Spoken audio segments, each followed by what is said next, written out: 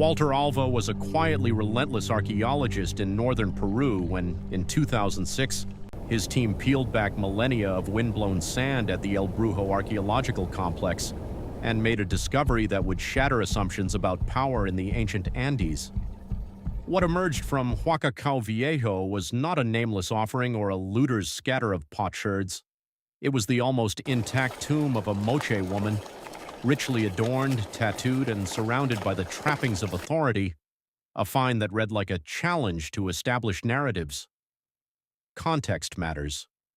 The Moche civilization rose along Peru's north coast between roughly 100 and 800 CE. Excavations in the late 20th century had revealed breathtaking metalwork, murals, and ritual violence, and from those remains, archaeologists had long inferred male dominance in political and martial roles. By the early 2000s, the El Brujo site had already suffered looting. Grave robbers had hollowed out chambers across the region, putting priceless artifacts on the illicit market. Alva had spent decades fighting that traffic, rescuing pieces, documenting damage, and trying to prove that archaeology could save history from profiteers. The discovery itself carried cinematic drama. Beneath compacted fill, conservators exposed a low chamber.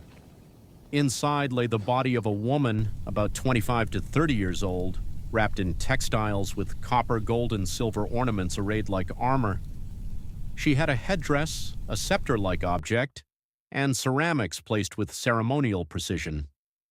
Nearby were the bodies of sacrificial victims, young women and one man, placed in positions that suggested ritual accompaniment rather than random burial.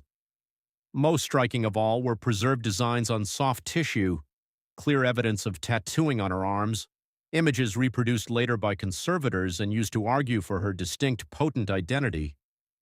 The initial interpretation was simple and explosive. This was a ruler, a priest ruler, the Lady of Cao. The media seized on the phrase female warlord and queen, while local communities celebrated a major link to their past. But the find also inflamed controversy and conspiracy theories. Tension arrived on several fronts. Skeptical scholars accused Alva and his team of sensationalizing the discovery to attract funding and fame. They argued that regalia could as easily mark a high priestess as a sovereign, or be the accumulation of status items not proof of rulership. Critics also suggested that the context of previous looting at El Brujo meant artifacts might not belong together, a claim that, if true, would undermine readings of social hierarchy. And beneath the scholarly debate lay a darker, more concrete conspiracy: the black market trade in antiquities, in which criminal networks had plundered tombs and sold objects overseas, leaving incomplete and misleading site contexts for legitimate researchers. To sort fact from fiction, researchers turned to rigorous science and method.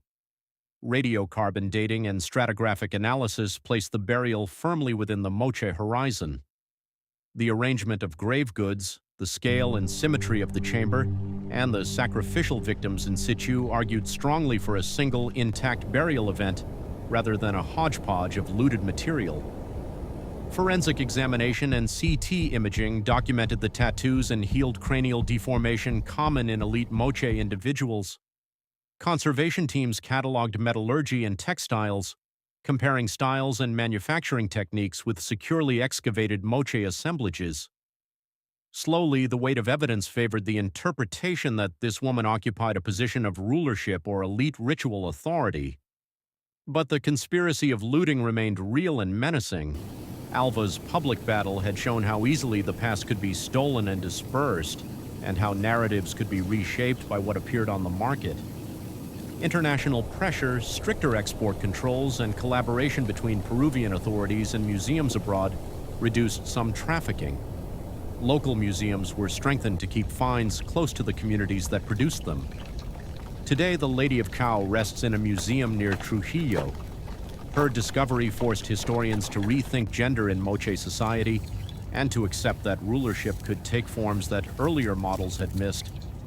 The story is not just about a tomb or a tattooed arm. It is about the tug-of-war between preservation and profit, between sensational headlines and cautious science, and between the people who claim their past and the markets that would sell it. In the dry sand of El Brujo, Walter Alva's patient, often lonely work turned rumor and robbery into an evidence-rich narrative, and in doing so opened a new chapter on who really held power in the ancient Andes.